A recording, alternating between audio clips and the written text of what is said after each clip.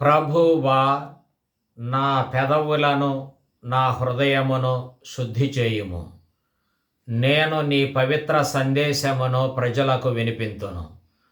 పితకు పుత్రునకు పవిత్రాత్మకు స్తుతులు, ఆదిలో వలె ఇప్పుడును ఎల్లప్పుడును కలుగునుగాక. సామాన్య కాలములో 5వ ఆదివారము. ప్రియమిత్రులారా, అన్ని కాలాల్లోనూ అన్ని దేశాల్లోనూ నరులు బాధలకు గురి అవుతూనే ఉంటారు. విశేషంగా మంచివాళ్ళు బాధలకు గురి కావటం చాలా ఆశ్చర్యం కలిగిస్తుంది.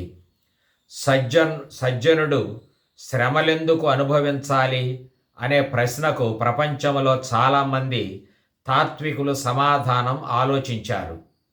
భగవంతుడు దుష్టులను వ్యాధి బాధలతో దండిస్తాడని, వాళ్లకు హ్రస్వకాలిక జీవితాన్ని మాత్రమే దయచేస్తాడని చెబుతుంది. సజ్జనులకు సుఖాలు, దీర్ఘకాలిక జీవితము ప్రసాదిస్తాడని పూర్వవేదం వాకుంటుంది. కానీ నిత్య జీవితంలో ఈ సూత్రం తారుమారు అయ్యిందేమో అనిపిస్తుంది. దుష్టులు సుఖభోగాలతో దీర్ఘకాలం జీవిస్తూ ఉన్నారు. సజ్జనులకు శ్రమలు దాపురిస్తూ ఉన్నాయి. వాళ్ళు అకాల మృత్యువు వాత పడుతూ ఉన్నారు. మరి దేవుని న్యాయం ఏమైనట్లు? ఈ అంశాన్ని ఇప్పుడు మనం పరిశీలించి చూద్దాం. యోబు ఊజు దేశీయుడు. అతడు సంపన్నుడు. పొలాలతో, పశుల సంపదలతో, సిరి సంపదలతో తులదూగుతూ హాయిగా కాలం గడుపుతూ ఉన్నాడు. అతనికి 7 కొడుకులు, 3 కూతుళ్ళు కూడా ఉన్నారు. అతడు దోషరహితుడు, ధర్మాత్ముడు, పాపానికి దూరంగా ఉండేవాడు. కనుక అతడంటే దేవునికి ఇష్టం. కానీ సాతానుకు అది గిట్టలేదు. పైగా యోబు స్వార్థపరుడు అని సాతాను భావించింది. అందువలన యోబును కఠిన పరీక్షకు గురి చేయుమని సాతాను దేవుణ్ణి అడిగింది. అందువల్ల యోబు 2 సార్లు పరీక్షింపబడ్డాడు. మొదటి పరీక్షలో శత్రువులు వచ్చి యోబు పశువుల్ని తోలుకొని పోయారు. అతని కొడుకులు, కూతుళ్ళు విందారగిస్తూ ఉండగా గాలివాన వీచి ఇల్లు కూలిపడి వాళ్ళంతా చనిపోయేలా చేసింది. ఇలా సాతాను యోబును ఒక్క రోజులో బికారిని చేసింది. అయినా యోబు చలించలేదు. అతడు దుఃఖిస్తూ కూడా దేవుణ్ణి స్తుతించాడు. నేను దిగంబరుడనుగానే తల్లి కడుపు నుంచి వెలువడ్డాను. మళ్ళా దిగంబరుడుగానే ఇక్కడ నుంచి వెళ్ళిపోతాను. ప్రభువు దయచేసిన వాటినన్నిటినీ మరలా తానే తీసుకొన్నాడు. అతని నామానికి స్తుతి కలుగునుగాక అని కీర్తించాడు. ఇన్ని దురదృష్టాలు వాటిల్లినా యోబు దేవుణ్ణి దూషించి పాపం కట్టుకోలేదు. దీనితో యోబు నిస్వార్థపరుడు అని రుజువయ్యింది. అతడు దేవుని కొరకే కొలుస్తున్నాడని తేలిపోయింది. ఇక్కడ పిశాచం ఓడిపోయింది. అయినా అది యోబును మరొక్కసారి పరీక్షింపదలచి అనుమతిని పొందింది. ఈ 2వ పరీక్షలో అతడి దేహాన్నంతటిని వ్రణాలతో నింపివేసింది. అతడి పుండ్ల నుండి నెత్తురు, చీము కారటం చూచి అయిన వారు కానివారు అసహించుకున్నారు. యోబు మాత్రం చెలించలేదు. దేవుణ్ణి పల్లెత్తి మాట కూడా అనలేదు. కానీ తనలాంటి నీతిమంతునికి ఇలాంటి బాధలెందుకో తెలియజెప్పుమని ప్రభువును ప్రశ్నించాడు. అతన్ని ఓదార్చటానికి వచ్చిన మిత్రుల్ని చూచి, నా దోషమేమిటో మీరే నిరూపించండి అని మిత్రుల్ని సవాలు చేశాడు. పాపం అతడు పడుకుంటే నిద్ర పట్టేది కాదు. అందువల్ల అతడు ఇలా శోకించాడు. మానవ జీవితము యుద్ధమున నిర్బంధముగా పోరాడుట వంటిది. బానిస నీడ కొరకు తపించుచు శ్రమ చేయుట వంటిది. ఎట్టి ఆశయు లేకయే నేను నెలలు గడిపి తిని, విచారముతో రాత్రులు వెళ్ళబుచ్చి తిని. నేను పరుండినప్పుడు వేకువ దాకా నిద్ర పట్టక పగలెప్పుడు వచ్చునాయని వగచుచూ ఉంటిని. నా రోజులు నేతగాని నాడి కంటెను వేగముగా పరుగిడుచున్నవి. అవి నాకెట్టి ఆశయమును మిగుల్చుట లేదు. ప్రభు, నా జీవితము శ్వాస వలె క్షణికమైనది, నాకిక ఎట్టి ఆనందములు లేవు అని శోకించాడు యోబు. ఈ రీతిగా పురుగులు పడ్డ శరీరాన్ని చూచి యోబు విలవిలలాడిపోయాడు. కానీ దేవుడు యోబునకు సమాధానం చెప్పలేదు. యోబు మాటి మాటికిని తాను నిర్దోషినని వాదిస్తున్నా దేవుడు ఎటూ తేల్చి చెప్పలేదు.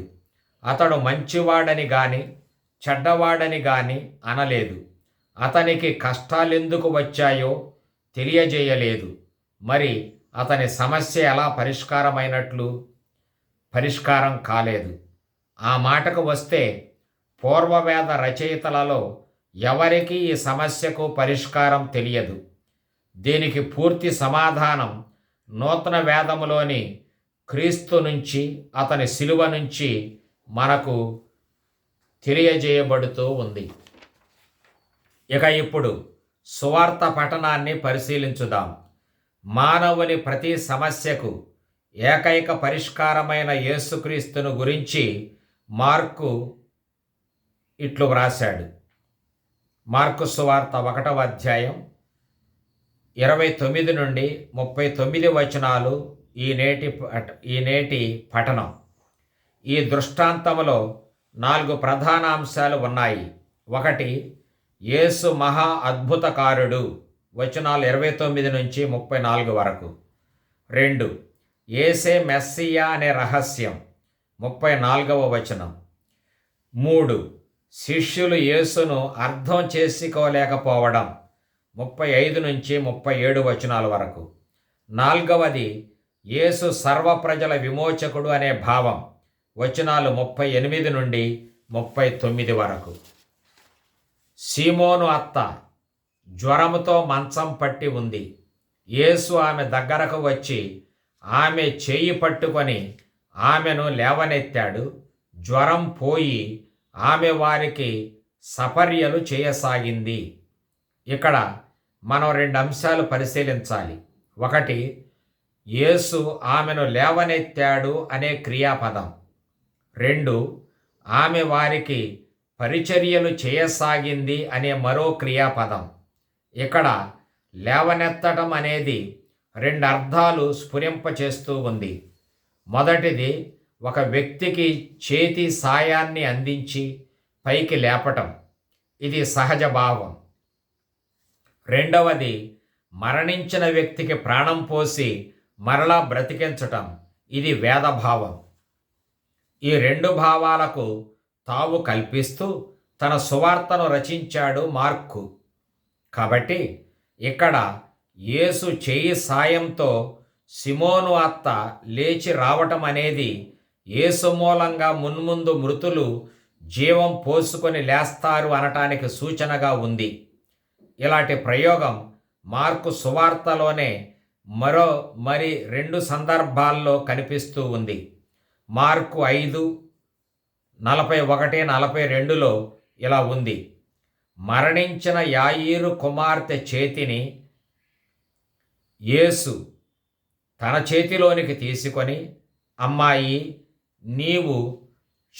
నేను చెబుతున్నాను, లేచి నిలబడు అని అన్నాడు ప్రభువు.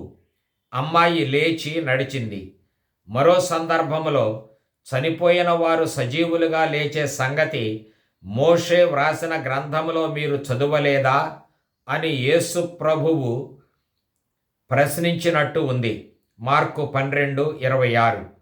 అలానే యేసు పునరుత్థానం కూడా లేవటం అనే ప్రయోగంతోనే వివరింపబడినది. అక్కడ దేవదూతలు, భయపడకండి, మీరు వెదుకుతున్నది శిలువ మరణం పొందిన యేసును కదా, ఆయన ఇక్కడ లేడు, ఆయన సజీవుడై లేచాడు అని. మార్కు 16:6. కాబట్టి ఈ సందర్భాలన్నిటిలోనూ లేవటం అంటే చావును గెలిచి తిరిగి బ్రతకటం అనే అర్థం ఉంది. అలానే సీమోను అత్త కూడా లేచింది అంటే యేసు ప్రభుని మూలంగా జీవాన్ని పొందింది. అలానే అనేకులు యేసు మూలంగా జీవాన్ని పొంది లేస్తారు అనే భావం ఇక్కడ స్ఫురింపజేయబడింది. రెండవ విషయం, ఆమె వారికి పరిచర్య చేయటం. ఇక్కడ పరిచర్య చేయటం అంటే ఆతిథ్యమిచ్చి అతిథి సత్కారాలు చేసింది అనే సహజ భావం వెంటనే స్ఫురిస్తుంది. కానీ అంత మాత్రముతోనే మనం సరిపుచ్చుకొని పోకూడదు. ఇక్కడ వాడిన క్రియాపదం సేవా కార్యక్రమం ఇంకా కొనసాగుతూనే ఉన్నట్టుగా చెబుతుంది. అందుకే సిమోను అత్త వారికి పరిచర్యలు చేసింది అని కాక చేయసాగింది అని వాడబడింది. అనగా ఆ క్రియ ఇంకా జరుగుతూనే ఉంది. అంటే ఏమిటి? సీమోను అత్త తన సేవను ఈనాటికి కూడా కొనసాగిస్తూనే ఉందా? కాదు. కానీ సీమోను అత్త యేసు మూలంగా స్వస్థతను పొందినప్పుడు ప్రారంభించిన ఆ పరిచర్య అనే కార్యం అన్ని కాలాల్లోనూ యేసు మూలంగా స్వస్థతను పొందే సర్వులు కొనసాగిస్తారనే వేదభావాన్ని పొందుపరచాడు మార్కు సువార్తకారుడు. అందుకే ఆమె సేవ ముగిసినట్టుగా కాక ఇంకా అది కొనసాగుతున్నట్టుగానే చెప్పుకొచ్చాడు. కాబట్టి యేసు పేరిట జరిగే సేవ ఒకనాటికి సంబంధించినది కాదు, అది అన్ని కాలాలకు సంబంధించినది. కాబట్టి యేసు పేరిట జరిగే సేవ ఒకనాటికి సంబంధించినది కాదు, అది అన్ని కాలాలకు సంబంధించినది. యేసును విశ్వసించే భక్త సమాజం మూలంగా ఈ సేవ కొనసాగుతూనే ఉంటుంది. ఈ వచన సారాంశాన్ని సంక్షిప్తంగా ఇలా చెప్పుకోవచ్చు. జబ్బుపడిన ఒక మహిళను లేవనెత్తి ఆమెను రక్షించిన యేసులో మానవులందరినీ జీవంతో నింపి బ్రతికించగల శక్తిమంతమైన మహారక్షకుణ్ణి చూడగలిగాడు మార్కు. ఈ సాయంకాలం ప్రొద్దుగ్రుంకిన తరువాత ప్రజలు రోగులందరినీ, దయ్యం పట్టిన వారినందరినీ యేసు దగ్గరికి చేర్చారు అని వ్రాశాడు మార్కు 1:32. ఇక్కడ శారీరక వ్యాధితో బాధపడే వారిని, దయ్యం వశములో ఉన్నవారిని వేరువేరుగా పేర్కొనటం గమనార్హం. ఇలాంటి విభజనే 34వ వచనములోనూ కనిపిస్తుంది. అక్కడ రకరకాల జబ్బులతో ఉన్న ఎంతో మందిని ఆయన బాగు చేశాడు అని, ఎన్నో దయ్యాలను బయటకు వెళ్ళగొట్టాడు అని వేరువేరుగా చెప్పబడింది. దయ్యాలను వెళ్ళగొట్టడం అంటే దుష్టశక్తిపై విజయాన్ని సాధించటమని మనం పోయిన వారమే స్పష్టంగా తెలుసుకున్నాం కదా. ఆయన ఎంతోమందిని నయం చేశాడు అని ఉంది. అంటే ఇంకా కొంతమందిని నయం చేయలేదేమో అనే సందేహం వస్తుంది. కానీ యోధ సంప్రదాయంలో ఎంతోమంది లేదా అనేక మంది అంటే అందరూ అని అర్థం. కాబట్టి యేసు ప్రభువు ఆయన దగ్గరకు తీసుకొని రాబడిన రోగుల్ని, భూతావిష్టుల్ని అందరినీ నయం చేశాడు. పరిపూర్ణమైన ఆయన అధికారాన్ని ఆయన అలా కనబరిచాడు. ఇలాంటి ప్రయోగం మత్తయి సువార్త 8:16లోను, లూకా సువార్త 4:40లోను కనిపిస్తుంది. అక్కడ సాయంకాలం అయ్యింది, దయ్యాలు పట్టిన వారిని అనేక మందిని ఆయన వద్దకు తీసుకువచ్చారు. ఆయన ఒక్క మాటతో ఆ దయ్యాల్ని వారిలో నుంచి వెళ్ళగొట్టాడు, రోగులందరినీ బాగు చేశాడు అని మత్తయి వ్రాశాడు 8:16. ప్రొద్దుగురుంకుతుండగా గ్రామస్తులు నానా విధాల రోగ బాధితులందరినీ యేసు దగ్గరకు చేర్చారు. ఆయన ప్రతి రోగి మీద చెయ్యి ఉంచి వారి రోగాలను బాగు చేశాడు అని లూకా వివరించాడు 4:40. ఇకపోతే 33వ వచనంలో ఆ ఊరంతా ఆ తలుపు ముందర వచ్చి గుమికూడింది అని ఉంది. ఇక్కడ ఊరంతా ఏకమై రావటం అనేది ఉత్ప్రేక్షాలంకారమనే చెప్పాలి. యేసు వారితో సమీప గ్రామాలకు వెళదాము పదండి, వాటిలో కూడా నేను ప్రకటించాలి, అందుకే నేను వచ్చింది అని అన్నాడు. ఇక్కడ అందుకే నేను వచ్చింది అనే ప్రయోగం 3 విధాలైన అర్థాలను స్ఫురింపచేస్తుంది. అందుకే నేను కఫర్నాము నుంచి వచ్చాను అనేది ఒకటి, ప్రేషిత ధర్మాన్ని నిర్వహించటానికి నేను వచ్చాను అనేది రెండవది, నేను పరలోక తండ్రి వద్ద నుంచి వచ్చాను అనేది మూడవది. ఈ 3 భావాల్లో మూడవదే సరి అయిన భావం అని ఎక్కువ మంది పండితులు అభిప్రాయపడుతూ ఉన్నారు. ఎందుకంటే కొన్ని వచనాల తరువాత అనారోగ్యంగా ఉన్న వారికే గాని ఆరోగ్యవంతులకు వైద్యుడెందుకు, నేను పాపాత్మలను పిలువటానికే వచ్చాను కానీ ధర్మపరులను కాదు అని యేసు చెప్పాడు. దీనితో సమానమైన ప్రయోగం లూకా సువార్తకారుడు 4:43లో ఉంది. నేను ఇతర గ్రామాల్లో దేవుని రాజ్య సందేశాన్ని ప్రకటించవలసి ఉంది, నన్ను దేవుడు దీనికోసమే పంపాడు అని యేసు చెప్పాడు. అందువల్ల అందుకే నేను వచ్చాను అంటే దేవుని వద్ద నుంచి వచ్చాను అనే భావాన్ని మనం చెప్పుకోవాలి. అనగా తాను దేవుడు పంపగా వచ్చిన అభిషిక్తుడనే భావాన్ని యేసు మొదటి గడియల నుంచే కలిగి ఉన్నాడు అనే విషయం ఇక్కడ వెల్లడిస్తున్నాడు మార్కు సువార్తకారుడు. ఇప్పుడు కొన్ని భక్తి భావాలను చూద్దాం. మొదటిది, యేసు ప్రార్థనా మందిరము నుంచి రాగానే తిన్నగా సీమోను అంద్రేయ ఇంటికి వెళ్ళాడు. అక్కడ సీమోను అత్త జ్వరముతో ఉండటం చూచి ఆమెను నయం చేశాడు. మార్కు సువార్తలో ఇది మొదటి స్వస్థత. ఈ స్వస్థతను కొద్దిపాటి పునరుత్థానంగా అభివర్ణించాడు మార్కు. యేసు ఆమె చెయ్యిని పట్టి పైకి లేపాడు అనటంలో ఆమెకు జీవము పోసి బ్రతికించాడు అనే భావం కలుగుతుంది. అవును, యేసు ఎక్కడ ఉంటే అక్కడే జీవన ప్రదాత ఆయనే కనుక ఆయన్ని విశ్వాసముతో ఆహ్వానించే వారికి ఆయన జీవం పోస్తాడు. ఆయన ఏ గృహములో ప్రవేశిస్తే ఆ గృహములో నవజీవం ఉట్టిపడుతుంది. ఆయన ఏ హృదయములో ఉంటే ఆ హృదయం జీవపు వెలుగుతో నిండి ఉంటుంది. సీమోను అత్త విషయంలో అదే జరిగింది. ఆయన వచ్చి రావటంతోనే ఆమెను ప్రాణంతో లేపాడు. ఎందుకో తెలుసా? పరిచర్య చేయటానికి. అలానే యేసుప్రభుని మూలంగా జీవం పొందిన వారంతా ఇతరులకు సేవ చేయాలనే భావం వస్తుంది. మన రక్షణం మనదే కాదు, అది ఇతరులది కూడా.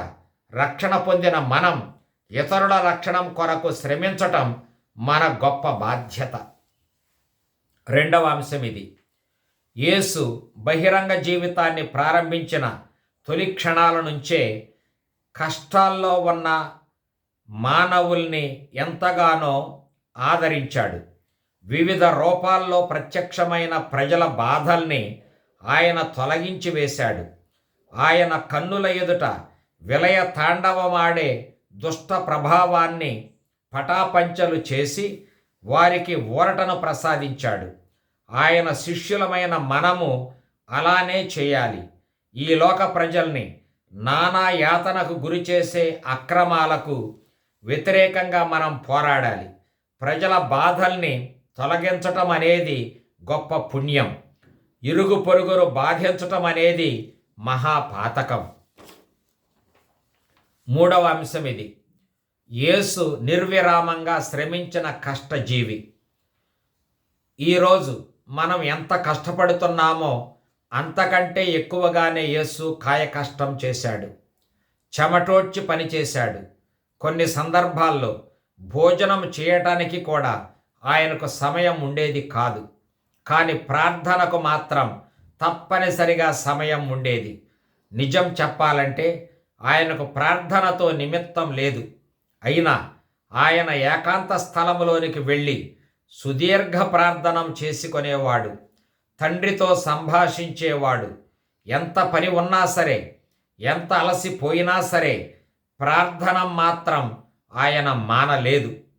అదే సూత్రం మనకు అన్వయిస్తుంది. మనం కూడా ఎన్నెన్ని పనులతో సతమతమవుతూ ఉన్నా ప్రార్థన అనేది మరువకూడదు. యేసు అంతటి వాడే ప్రార్థనం చేసుకుంటే ప్రార్థనకు సమయం లేదని మనం ఎలా అనగలం? 4వ అంశం ఇది. మనం చేసేవన్నీ దేవుని పేరిట చేస్తే మన పనులన్నీ ప్రార్థనంగా మారిపోతాయి అని కొందరు వాదిస్తూ ఉంటారు. అది మనం కాదనలేము. కానీ ఇలాంటి ప్రార్థనానికి పునాది ఆధారం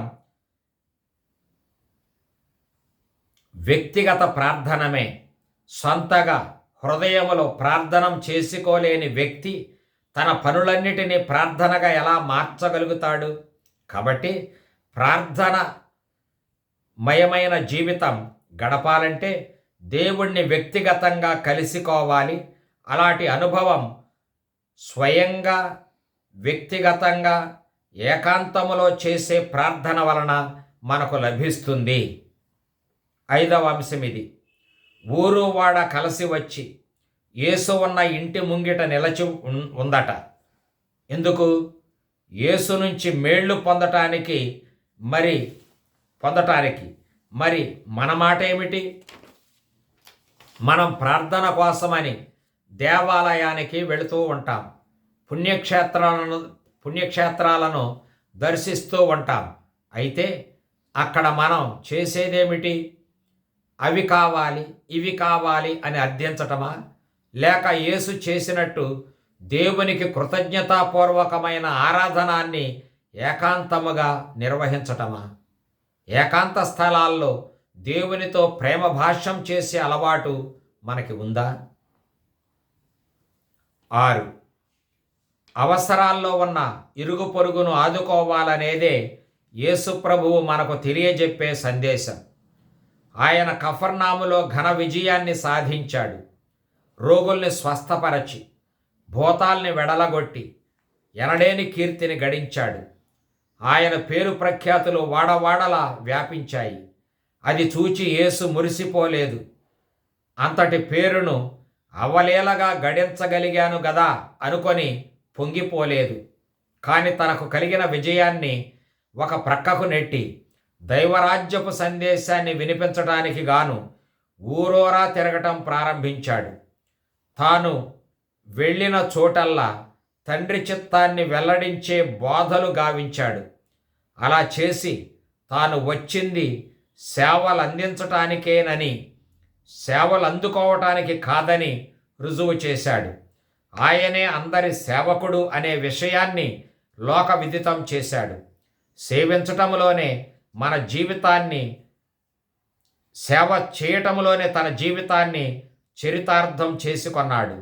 మరి మనము కూడా సేవ చేసుకుంటూనే సేవకులుగానే మనం జీవించాలి. కానీ గొప్పవారిగా సన్మాన సభలతో లేదా వందన పత్రికలతో కాలయాపనం చేయటం నేరమవుతుంది. కనుక ఈనాటి మాట ఇది. జీవిత బాధలన్నీ అగ్ని పరీక్షలు కావచ్చును, కానీ వాటిని క్రీస్తు చెంతకు చేర్చటమే అసలైన పరిష్కారము.